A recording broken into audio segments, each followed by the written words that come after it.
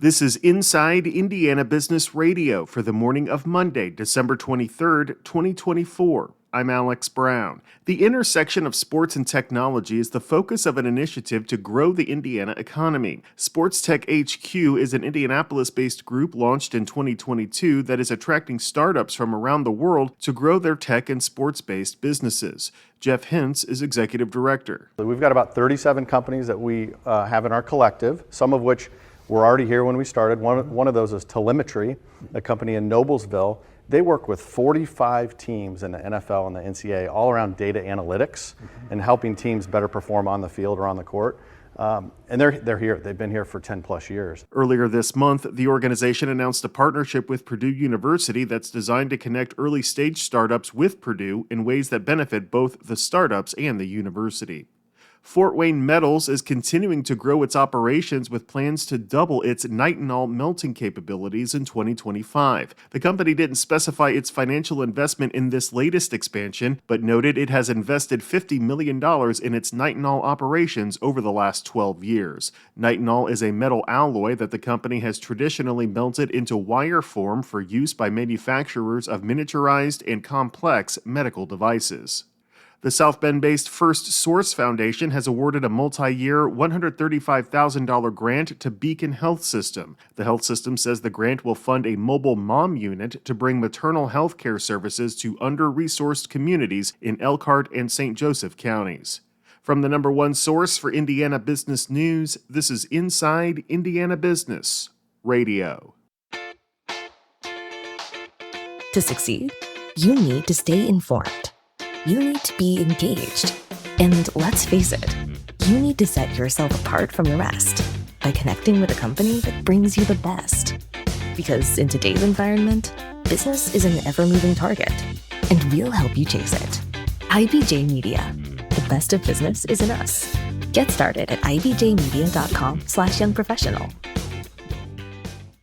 After a lackluster couple of years for venture funding activity, observers say they expect conditions to improve next year in Indiana and nationwide. Here's Gary Dick. In its 2025 U.S. Venture Capital Outlook Report, data analytics from PitchBook says its outlook for next year's venture activity is, quote, moderately positive. And Ting Goody, the CEO of Indianapolis-based TechPoint, says she believes investors' enthusiasm for artificial intelligence will help spur investment activity in Indiana tech companies.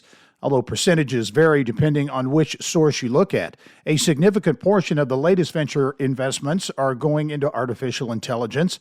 Tomas Tungas, general partner at San Francisco-based venture investment firm Theory Ventures, posted on LinkedIn last week his analysis that 46% of all venture dollars invested this year went into AI companies.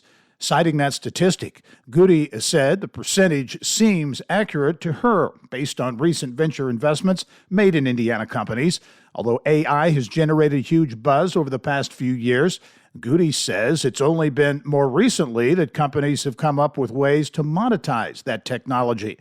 Because such a significant amount of venture funding is going into AI firms, Goody says the Hoosier firm's AI-powered offering should help the companies attract investment. In its 2025 Venture Outlook, which takes a wide-angle view of the venture landscape, PitchBook says it expects an increase in the number of venture-backed companies that go public next year. This is Gary Dick for Inside Indiana Business Radio. An Indianapolis-based insurance technology company has raised more than $100 million in growth funding from a pair of venture capital firms. Austin Lehman, CEO of Remodel Health, said the deal is massive for the company and for the state, as it helps the firm position itself to double its workforce over the next 5 years and pursue new partnerships. The firm offers a software platform and health benefits experts to help employers reduce their healthcare costs by shifting from group health insurance to a system in which each employee has an individual plan. The company currently has 160 employees, including 120 in Indianapolis, up from about 75 a year ago. The influx of venture capital is intended specifically to aid Remodel Health as it continues its expansion in the individual coverage health reimbursement arrangement market. Check out the latest episode of the Business and Beyond podcast with Gary Dick, presented by PNC, a weekly conversation with high-profile Hoosiers in business, sports and entertainment, and beyond. Available now from your favorite podcast provider. I'm Alex Brown for Inside Indiana Business Radio on Demand.